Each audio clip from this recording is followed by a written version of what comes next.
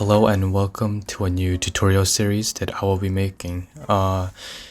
If you're thinking of starting a webtoon and you're way too unproductive during quarantine, and if you want to become a little more productive, this might be the series for you to start off with. A lot of people think that when starting digital art you need the skills and you need all of the expensive tools. Well, the truth is that's not really that necessary. Webtoon can be in any style and it can be as simple as you want. Even the simplest of webtoons get a lot of fame for its great story or its great humor. Not only that, but the tools do not make up the skills for the artist.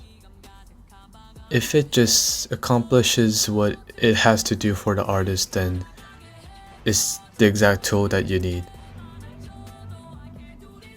So for this tutorial, I'll be giving some budget advices, and this will be a budget tutorial for the people that wants to get started right away without much consideration for financial problems. Alright, let's go over this first. What is a webtoon? First, let's go over the concept of webtoon. A webtoon is a type of illustration that usually takes you through a vertical scrolling illustration. These panels soon create a cohesive story which we will call as episodes. There are a lot of benefits for making a webtoon instead of many other media types. One benefit is the unlimited possibilities. Illustrating has no limits unless you don't try to increase your limits. This allows more freedom than live action movies. Live action movies are usually limited due to the lack thereof CG abilities. However, for webtoons, as long as you can draw it, it's completely possible. Not only that, if you look at many of the live action movie concept arts, like for example, Marvel movies, the concept arts are usually much more bonkers than the actual movie. Not only that, but webtoon stories could be as long as you want. It's an anthology series, so it's basically like a Netflix series where the episodes keep coming and coming until you run out of ideas, like Stranger Things. Also, another reason why this is better than other media types is because it mixes both dialogue, written dialogue, and drawn illustration.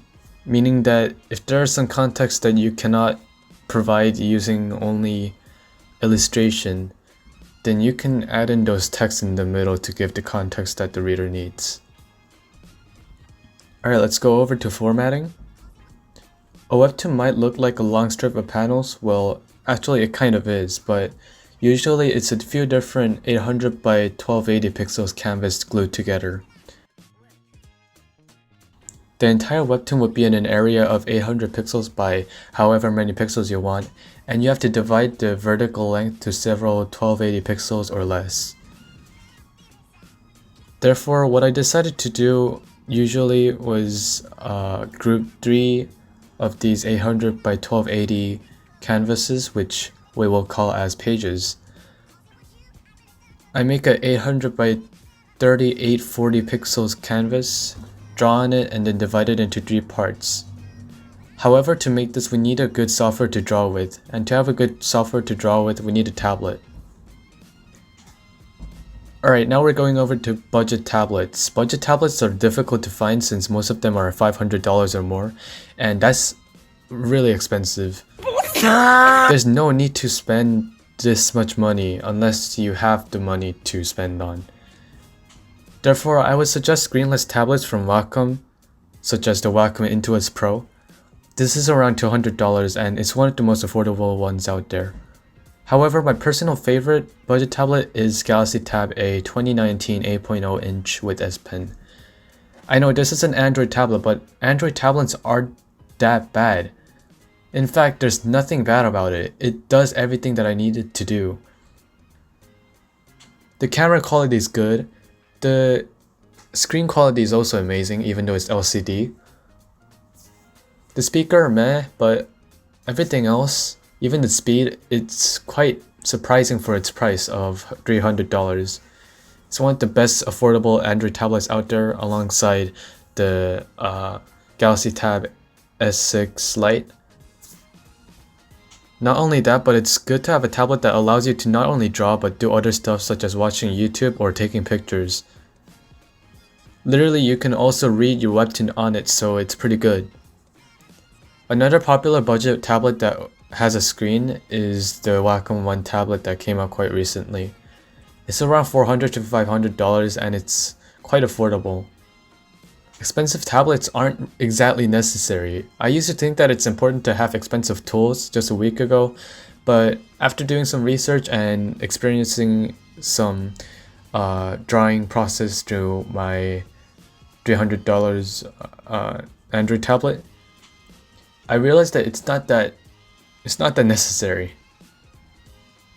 If you're only dedicated to drawing using the tablet, it doesn't matter a single bit. And remember, the tool isn't what defines the artist, it's the artist that defines their art. Alright, here we go to the software. The last thing you need to get started is the software. The best software to use would be Medibank Paint. It's completely free and it has everything that you need. And it's basically Photoshop, but everything that helps you with drawing in Photoshop imported into a single software / app. And it has basically everything, and I kid you not, everything you need to get started with digital art. And it's basically every drawing related tool from Photoshop. And let me remind you again that it's free. I was at first sketchy about this software, but later I came to realize how good it is. If you don't like it, then maybe Krita would be nice. It's on both Mac and Windows, and now there's a better version for Android, and I'm not sure for iOS users. Please comment down below. But if you're using other softwares for this tutorial, then it might be difficult to follow the instructions, so try googling the techniques that I use in Google in the future. Alright, anyhow, now you're all set for making a webtoon. I will be continuing the series, but please don't expect quick uploads since these videos take a long time, and also I'm working on my own webtoon again and again. You can check it out, it's in the description down below. Please read it, and if you enjoyed it, then please leave a like and maybe subscribe, and sharing will help a lot. Anyways, hope you enjoyed this video, and I hope to see you in the next chapter of this series. Bye.